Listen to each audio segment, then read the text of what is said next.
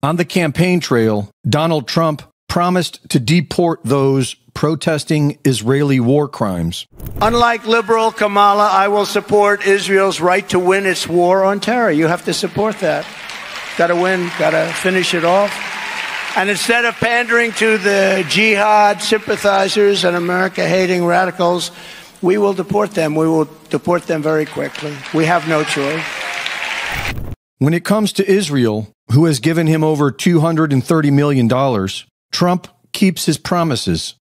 For simply writing an op-ed article on the Israeli genocide of Gaza, Rumeysa Ozturk was kidnapped off the street by unidentified plainclothes federal police.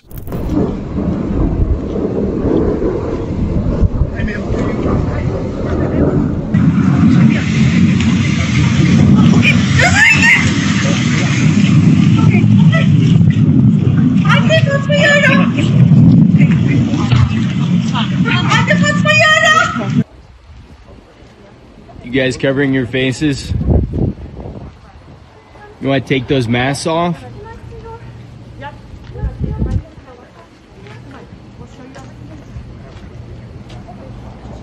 Is this a kidnapping?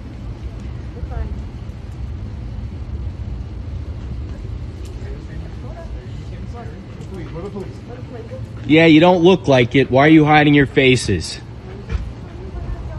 Why are you hiding your faces?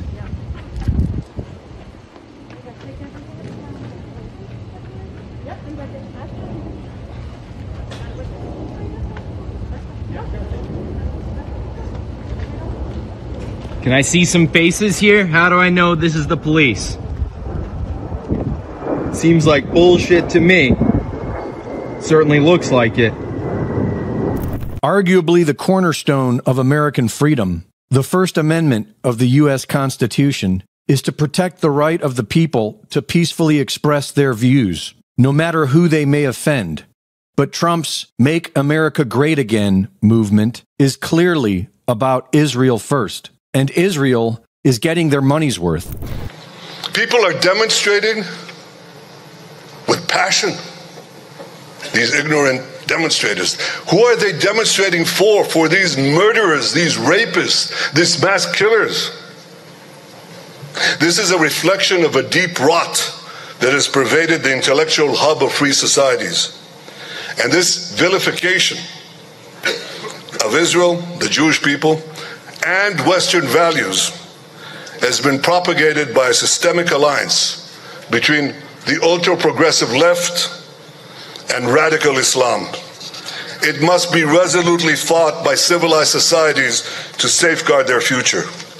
This is why we must all commend President Trump's decisive actions against anti-Semitism, and we must pressure other governments to do the same.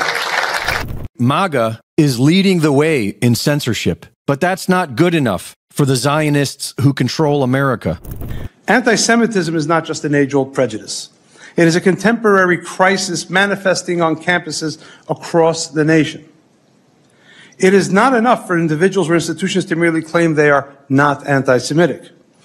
As my father once taught me, it is not enough for people, especially public figures, to be neutral or not be anti-Semitic. One must be anti-Semitic.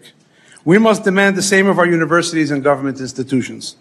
This hearing, in my opinion, is an attempt to be just that, anti-Semitic. There is no voting your way out of this quagmire. Israel has control over the U.S. government. Government can do in 2 months more than any organization can do in its lifetime.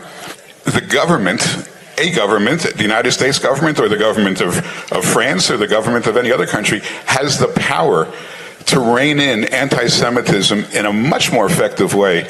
And you know, people say, well, you know, the governments are not in the business of changing the way people think.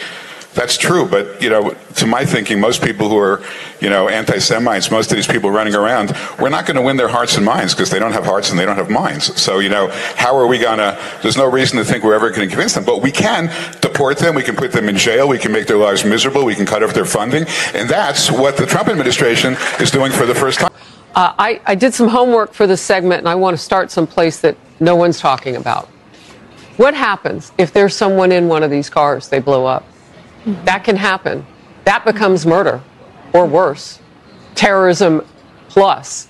And I know that on January 20th, the president signed into law, through an executive order, restoring the death penalty. Do you think this sort of thing, and I hate to think it, people leave their children and pets in cars. I mean, you don't know. This is deadly, dangerous stuff these liberal protesters are playing with. Yes, it is, Harris. And what I can tell you is that President Trump condemns this violence, and he is determined to restore law and order in our country, and he will ensure that the harshest penalties are pursued for those who are engaging in this vicious violence that we have seen targeted at this American company, Tesla dealerships, Tesla employees, and also innocent Americans who have chosen to drive these vehicles. Many of them, ironically, are likely Democrats. As you so eloquently pointed out, there is a major double standard here. The Democrats used to be the greatest cheerleaders for electric vehicles and for Tesla, the company, until Elon Musk decided to support and vote for Donald Trump. So the Trump derangement syndrome from the left is on true display with these attacks. It is getting dangerous, and the White House wholeheartedly condemns it. And we applaud Attorney General Pam Bondi for investigating these acts as domestic terrorism, because that is what they are. Well, do you think it's a coincidence that the British government announces exactly the same policy as Trump's Stargate project just a week before Trump announced Stargate? Both of them established identical projects to build multiple data centers to host brand new AI systems, both under the cover of claims of personalized cures for cancer provided by mRNA jabs. They're both reporting to the same boss. In other words, you know, Trump is no more in charge of the United States than Starmer is in charge of the UK, right? Right.